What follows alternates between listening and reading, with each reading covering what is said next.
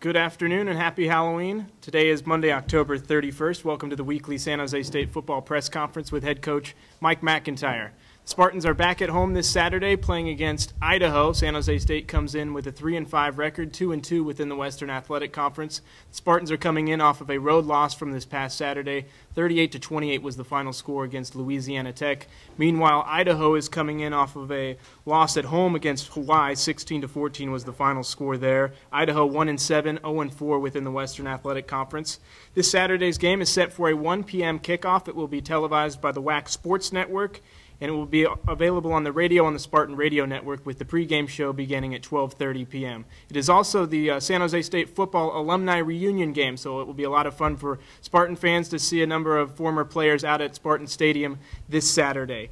The Coaches Show will be recording this Wednesday here in downtown San Jose over at Original Joe's. We record from noon to 1, and then the Mike MacIntyre Show will air from 8 to 9 p.m. on 1590 KLIV. Also, another note to pass along, both the men's and women's basketball teams get going with play this week. Both teams in exhibition play. San Jose State's men open up at 7 p.m. on Thursday night at the Event Center, and then the women get going at 2 p.m. on Sunday over at the Event Center. Right now I'll bring in the head coach, Mike MacIntyre.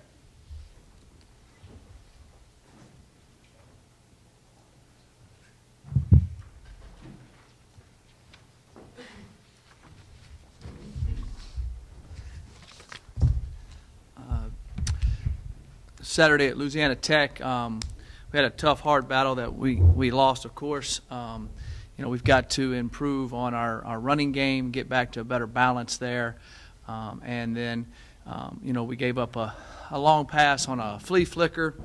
Good play call by them, bad execution on our part on defense. We've got to get a little bit sharper on those types of plays. We'll probably start getting some more of them because of that. And then offensively, we started moving the ball well in the second half. And they were doing the exact same things on defense they were doing in the first half. We did a little bit better job of moving the football, had a chance to get back in the game. We just caused too many turnovers that kept us from, I think, getting over the hump there. We basically gave them 17 points when you look at it.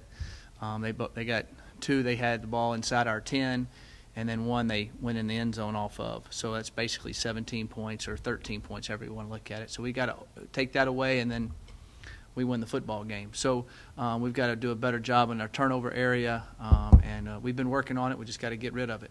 And then our kids played extremely hard, kept battling, because it looked like there for a second they were going to pull away and run away with it, and our kids took it back, took the momentum back, and if we get that onside kick there, it's right there, exciting thing to happen. The whole mood of the stadium started to change, and we had a chance to do it, but didn't get it done. We're looking forward to playing Idaho. Idaho had a great game with Idaho last year, last game of the year. It still stings in our gut the way we lost the football game, and I know our kids are excited about playing Idaho this weekend at home and getting back and playing at home. We've played well at home, and we hope to keep that going in the right direction. Idaho's a very good football team. I know their record hadn't show it, but they lost to Virginia on a 2-point conversion. They almost won that game. They should have won last week. They had a heartbreaker, the week before. They played a lot of close football games and been right there in them all, so they're trying to get over the hump. I'll take any questions. Mike, can you evaluate the play of your quarterback, Matt Faulkner? He's done a lot of good things for you. He's completing a high percentage, throwing for a lot of yards, yeah, a lot of turnovers. Yeah, Matt's done a good job, and as it goes for a quarterback, it's kind of feast or famine in a way. And you definitely want to have more touchdowns than you do interceptions. We just got to cut down on the interception part of it. And if he didn't have a couple of those, or they dropped a couple of them that hit him, sometimes interceptions get dropped too. And you don't ever see that on the ledger there. But we just got to cut down on the interception part of it, and he'll be doing really well. Is there a common thread on the interceptions? Is he misreading things? Are people running the wrong route? Is he just making bad throws? I think it's a combination of all of the above.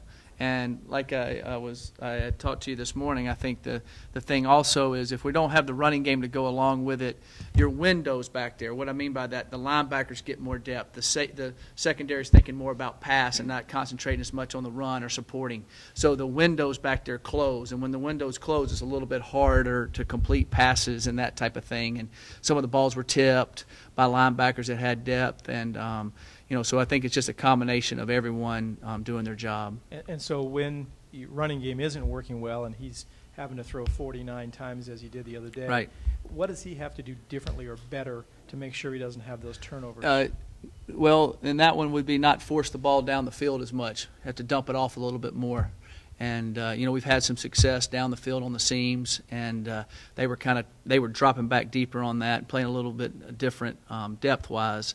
And so you just got to drop it down and live with the running back trying to get some yards off the dumps.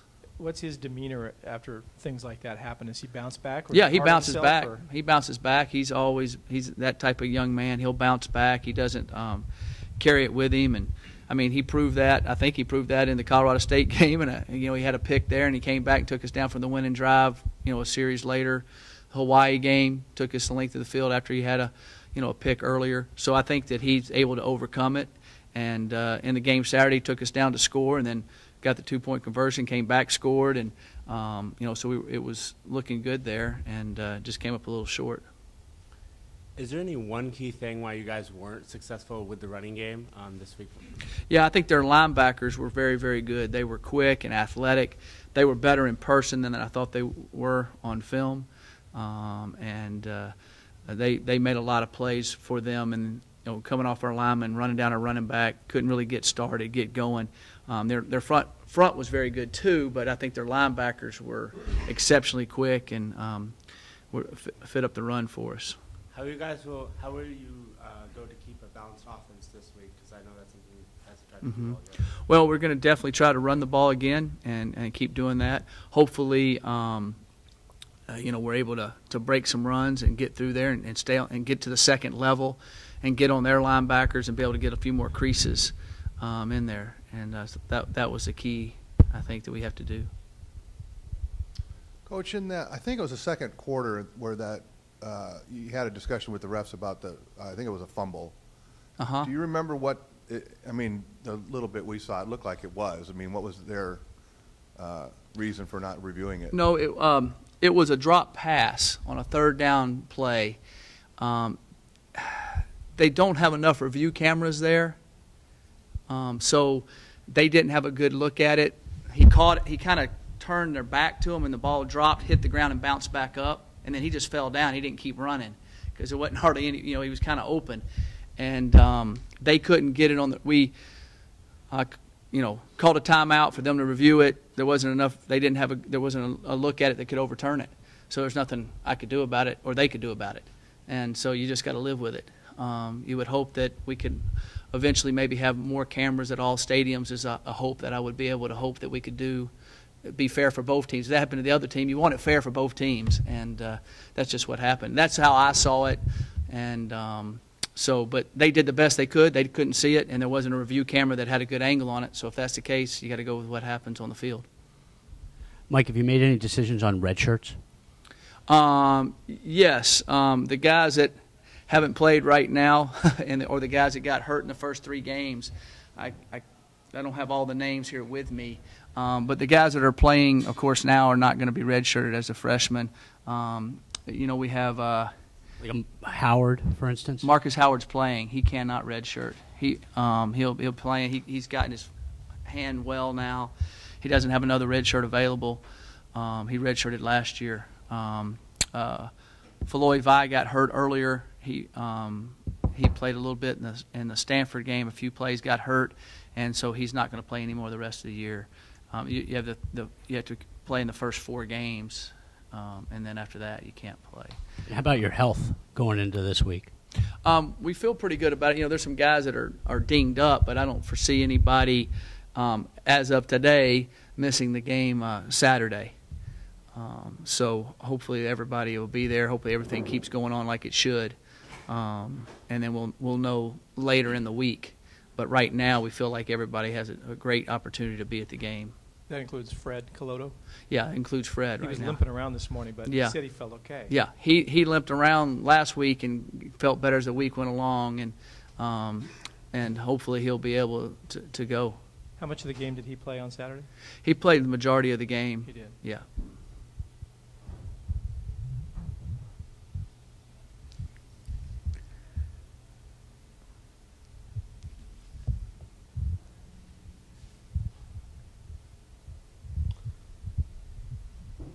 Anybody else? Yeah.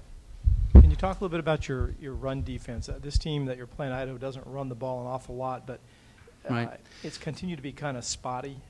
You've had some good games, and then I think you've had 4 games you've given up 200 yards rushing, including the other day.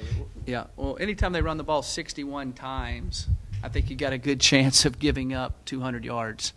One of our keys going into the last game was not let them have the ball. I mean, they had 88 snaps. And we needed to cut down on their number of snaps. And we weren't really able to control the ball enough to cut down on that. That's the key there, not as many snaps. You wanted to only have about 70 plays offense, period, and can cut down on that. But, no, we need to do better against the run. I do know that Idaho was trying to run the ball a lot more last week in the Hawaii game, and had a little bit of success at it early, and then so they're trying to run the football. They're not really like an option team or anything like that. They're more of a zone and power football team, and do it that way. So hopefully we can definitely stop the run. That's what we need to do, and that's what we're planning on doing. We need to be better at it. We need to be more consistent instead of let them pop. The other day, I think the longest run they had was they had one for 36 yards, and we had stunted it. We had a stunt called, and we didn't stunt it correct. One guy didn't stunt it correctly, and it popped. If he stunts it, it's a 2-yard loss. So there's little things like that are mistakes that need to be we need to shore up and get done that it doesn't happen. Is that another situation where you can control the ball and run it more effectively yourselves? Your defense not on the field as much? Right. Defense isn't on the field as much. The clock's running, time's running. Instead of them having 88 plays, they have 68 or 70. Now they only run the ball 45 times, and they have 140 yards rushing, so that's kind of how that works. Are people defending your tight end differently now that he had so much success early in the year? It seems like you're able to go to your wideouts more, but a little bit less to Ryan Otten lately. Yes, they are. They are. When we played Hawaii, they hit him with the defensive end and had a guy over him, which cut down on their pass rush. So there's some positives and negatives of that. Yes, we weren't able to get it to him as much, but it cut down on their pass rush because they were worried about him. So they took a lineman to hit him before they rushed. So now they only have really 3 rushing a lot of times. Last week in the game, they rolled the coverage to him some, which allowed us to throw it backside of the X, and the X caught 10 balls and made some big plays and had a big touchdown catch. Then we started doing that. They started rolling back over on top of the X, and we started throwing to Ryan. And that enables you to do that when he's that good because they have to exaggerate what they're doing. And so it helps us, yes. It hurts his catches, but it helps the overall team, I believe.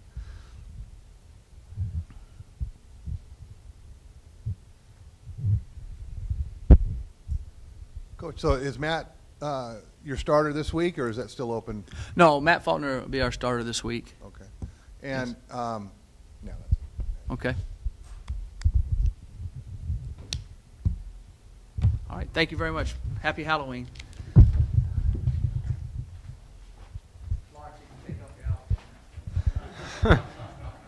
Thank you, Coach. Thanks again, everyone, for coming out here this afternoon. Thanks to our viewers online. Again, the Spartans hosting Idaho, 1 o'clock over at Spartan Stadium this Saturday. We encourage everyone to come by. Tickets are still available. Again, it's the football alumni reunion game, so a number of former Spartan players will be at the game in attendance. The game, again, on the WAC Sports Network on TV and then on the radio on the Spartan Radio Network with a 12:30 pregame show start. Thanks again.